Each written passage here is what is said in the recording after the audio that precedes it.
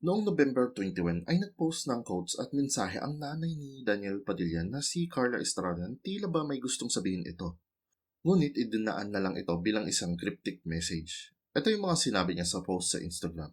"He who is without sin among you, let him be the first to throw a stone." Pagkatapos nitong quotes na ito ay sinundan naman ito ng mga sumusunod.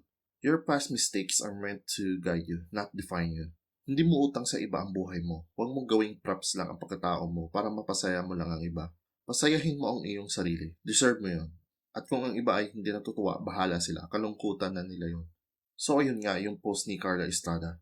Noong araw din na iyon ay birthday din pala ng nanay ni Daniel.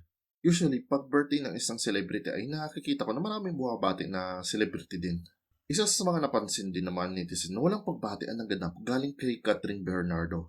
May ibig sabihin ba ito? O baka naman siguro nabati na ni Catherine ang nanay ni Daniel sa pamamagitan ng direct message o kaya nabati na niya sa personalan. Anyways, yan lang ang balita ko sa ngayon. Ako si JB Showbiz Reporting.